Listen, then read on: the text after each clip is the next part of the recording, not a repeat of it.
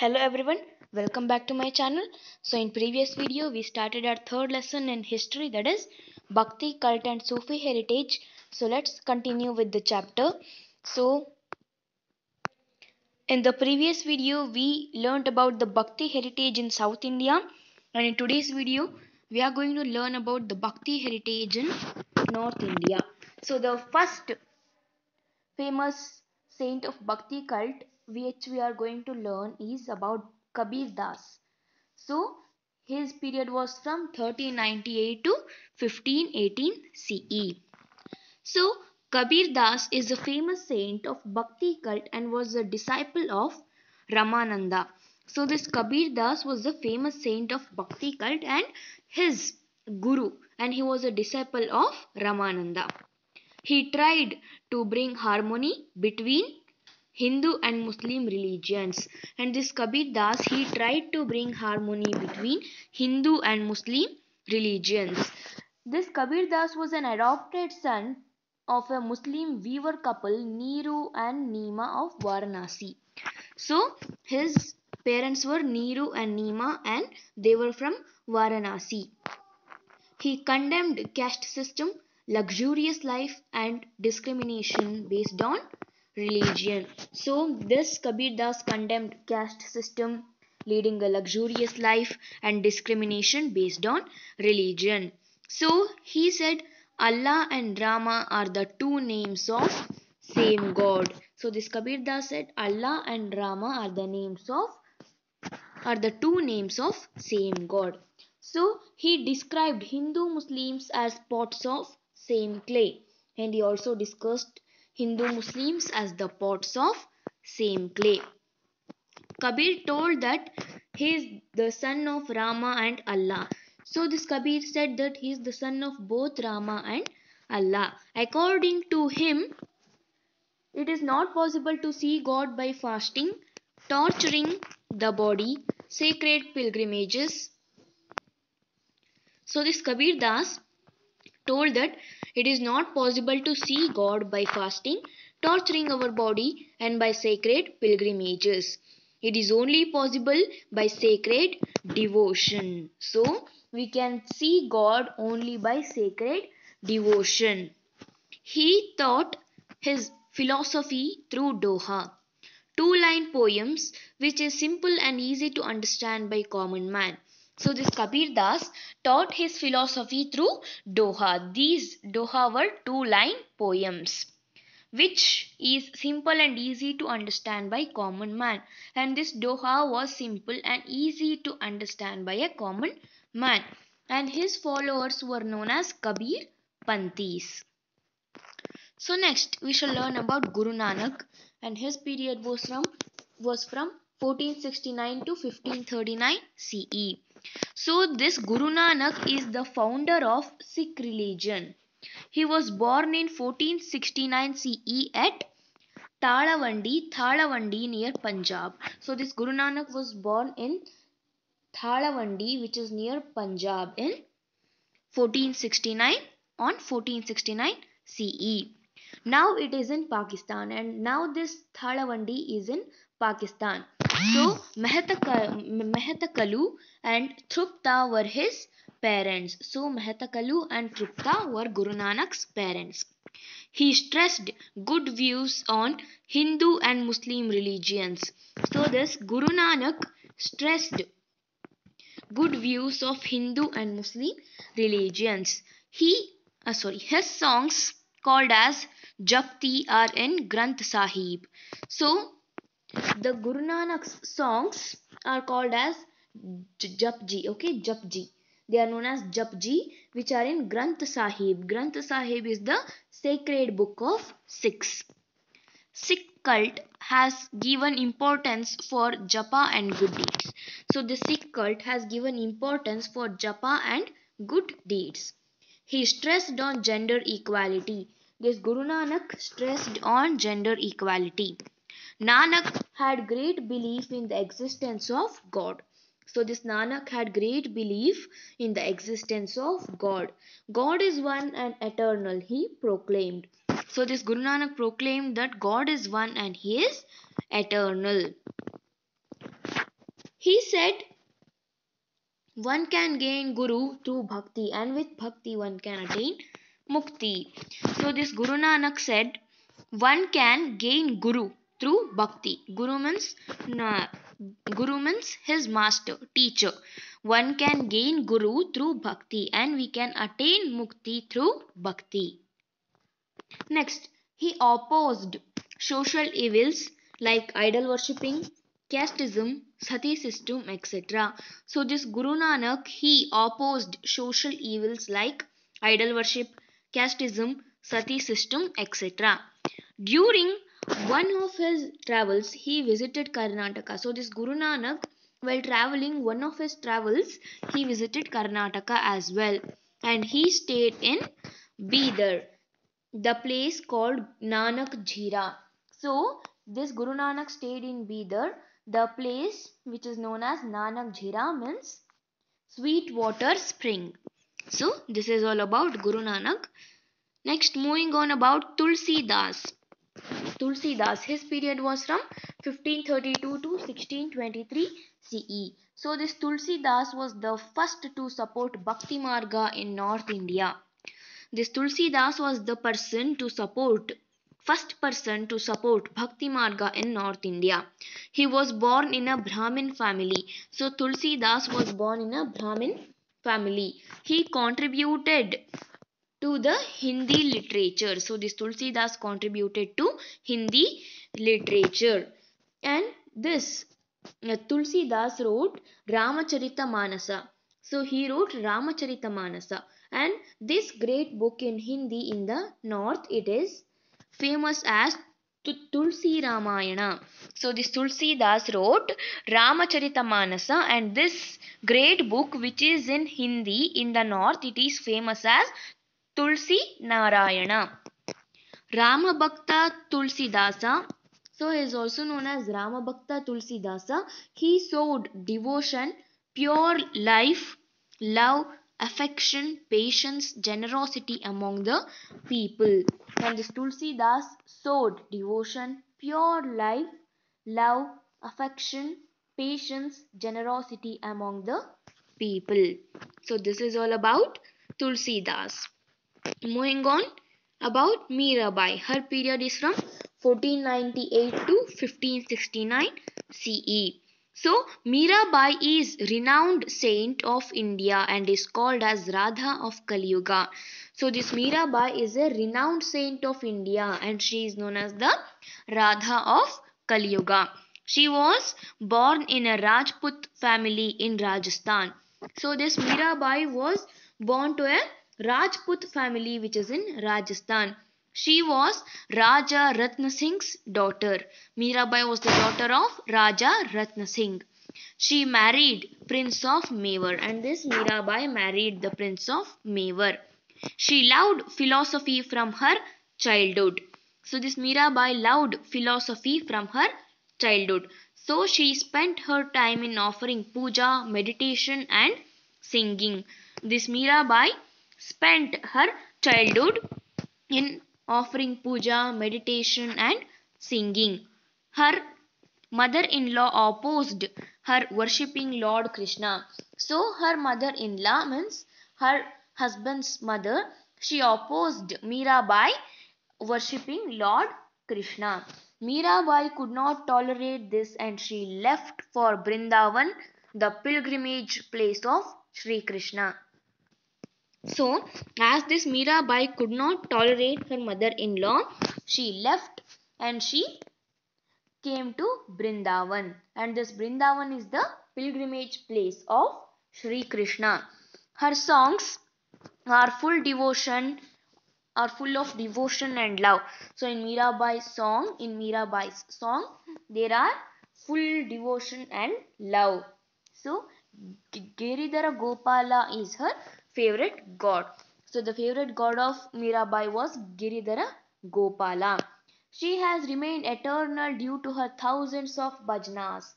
So this Mirabai has remained eternal due to her thousands of bhajanas.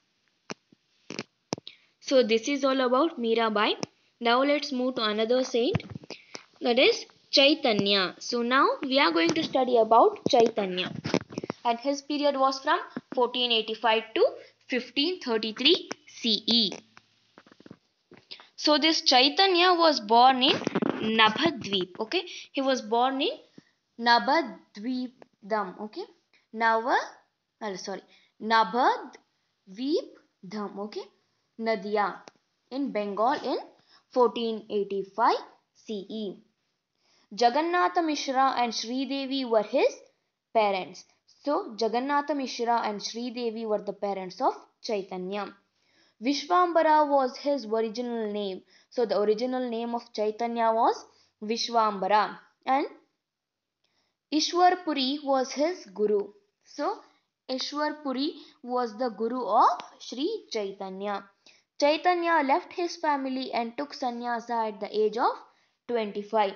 So when Chaitanya was the age of 25, he left his family and took sannyasa. He rejected casteism. Bhakti is the only way to attain mukti. So he said bhakti is the only way to attain mukti. Universal love is the first step towards God, he said. So this Chaitanya said that universal love is the first step towards the God. He traveled to holy places of India and spread the message of love. So this Chaitanya traveled the holy places of India to spread the message of love.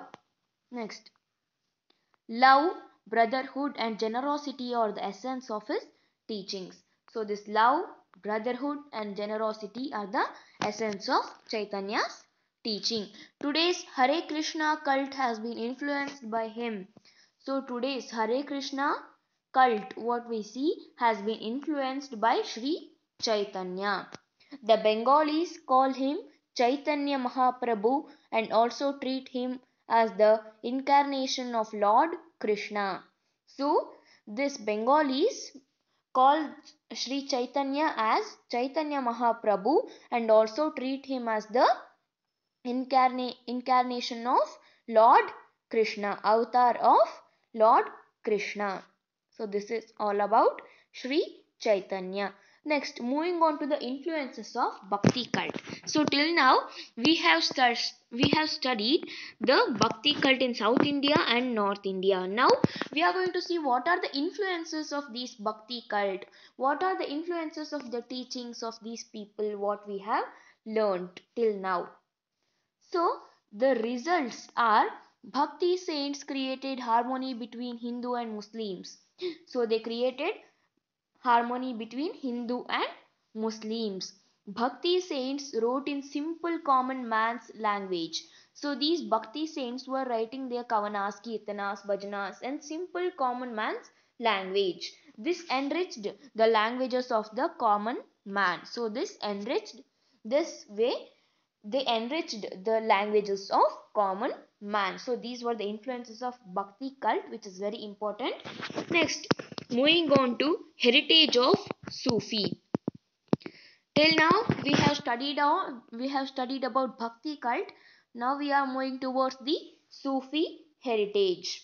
So heritage of Sufi, just as Kabir, Kanakadasa, Chaitanya and others brought new awareness among the Hindus. So as we studied some of the people, they tried to bring new awareness among Hindus. So Sufi saints brought awareness among Muslims. So these Bhakti cult people brought awareness among Hindus, and these Sufi saints brought awareness among Muslims. So they worked for the harmony between Hindu and Muslims. These Sufi saints worked for the harmony between Hindu and Muslims. The Sufi cult originated in Arabia and entered India later. So this Sufi cult was originated in Arabia and then they entered India later. So the word Sufi comes from the word Saf, which means clean and clear. So this Sufi comes from the word Saf, and this Saf means clean and clear. The Sufi saints were mystics and used to wear woolen dress. So these Sufi saints were mystics and they used to wear woolen cloths. So now let's see what are the essence of this Bhakti cult. The same way which we studied the gist of Bhakti cult, now we are studying about the essence of Sufi cult. So the essence of Sufi cult are God is one, He is powerful, we are all His children, and they encouraged good deeds. All are equal. Opposed caste system. They opposed caste system and they treated every people as equal. Later on, Sufis were influenced by yoga, Vedanta, and Buddhist thoughts. So these Sufis later they were influenced by yoga, Vedanta, and Buddhist thoughts. So dharma means love. Service to mankind is important are the some of the philosophical thoughts of Sufis. So these two are very important. Dharma means love. Service to mankind is important are some of the philosophical thoughts of Sufis.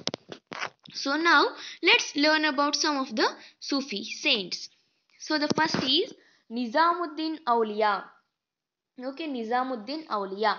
He is one of the main Sufi saints. So this Nizamuddin Auliya is one of the main Sufi saints. And he lived in Delhi. And he lived a life of poverty. Masjid with the thatch, okay, this okay attached roof was his center activity. So the masjid with the thatched roof was his center of activity, was the center of Nizamuddin Auliya's activity. So he was one of the main Sufi saints. He lived in Delhi and he was living a life of poverty. Next, he refused the village gifted by Sultan of Delhi. So Sultan of Delhi gifted a village to Nizamuddin Auliya, but he refused that. He preached to the devotees who visited him to practice good qualities and kindness. So this Nizamuddin Auliya preached to the devotees who visited him to practice good qualities and kindness. So this is all about Nizamuddin Auliya. So next, Khwaja Bande Nawaz. So Bande Nawaz is a famous Chishti Sufi saint. So this Bande Nawaz is a famous Chishti Sufi saint. He was the disciple of Nasiruddin of Delhi. So this Bande Nawaz is a famous Chishti Sufi saint and he was the disciple of Nasiruddin of Delhi. Bande Nawaz means the protector of those who came to his shelters. So the meaning of the word Bande Nawaz means the protector of those who came to his shelter. His original name was Gesu Daraj. Okay, so his original name was Gesu Daraj, means long haired. The meaning of his name was long haired. He knew Sanskrit, Arabia, Parsi, Dhakkani means Urdu, and many more languages. So he knew Sanskrit, Arabia, Parsi, Dhakkani, and many more languages. He settled in Kalaburgi. So this Bande Nawaz settled in Kalaburgi. He was respected by the king Firoz Shah. So this Bande Nawaz was respected by a king known as Firoz Shah. He wrote in Dakkani language. His literature is still preserved in Kalaburgi library. Every year his Urs is held in Kalaburgi. Okay. So this Khwaja Bande Nawaz's literature is still preserved in Kalaburgi library and every year his Urs is held in Kalaburgi. So by listening the name King Firoz Shah, what came to our mind? So we have learned in Bahmani Adil Shah's lesson about Firoz Shah king. So he set up Firozabad city. So we can conclude that Khwaja Bande Nawaz was in the period of Firoz Shah. Next, Chisti sect. About Chisti sect. So in Sufi cult, Chisti sect is important. So in the Sufi cult, Chishti sect is very important, and Moinuddin Chishti is the founder of this. So who is the founder? Moinuddin Chishti is the founder of this. He came and settled in Ajmer. So this Moinuddin Chishti came and settled in Ajmer. Devotion towards God, service to Guru, good life are the main features of Chishti followers. So the main features of Chishti followers are devotion towards the God, service to Guru, good life. So he had concern for harmony of Hindus and Muslims. So this Moinuddin Chishti had concern for the harmony of Muslims and Hindu. He wrote in Dakkani. Dakkani means Urdu language. Salim Chishti from Fatehpur Sikri was famous among them. So the Salim Chishti, who was from Fatehpur Sikri, was famous among this Chishti followers. So this is Salim Chishti tomb, which is in Agra. So Lahore means today's Pakistan, Sheikh Ismail. Ajmer, Khwaja Moinuddin Chishti. Delhi, Nizamuddin Auliya. Airport, Tippu Mastra. Okay, Tippu Mastra Auliya. Kalaburgi, Khwaja Bande Nawaz. So you should keep it in mind. It can come to match the following. So now moving on to chronology. So Nizamuddin Auliya's period was from 1238 to 1325 CE. Kabir Dasa's period was from 1440 to 1518 CE. Guru Nanak's period was from 1469 to 1539 CE. Purandara Dasa's period was from 1480 to 1564 CE. Chaitanya's period was from 1485 to 1533 CE. Mirabai's period was from 1498 to 1569 CE, and this Kanakadasa's period was from 1508 to 1606 CE, and Tulsidasa's period was from 1532 to 1623 CE. So this is all about the lesson Bhakti, Cult and Sufi Heritage. So with this we have completed our third chapter, Bhakti, Cult and Sufi Heritage. I hope you understood the chapter. So if you like my video, please like, share and subscribe to my channel for more videos. So let's meet in the next video. Till then, bye bye. Thank you.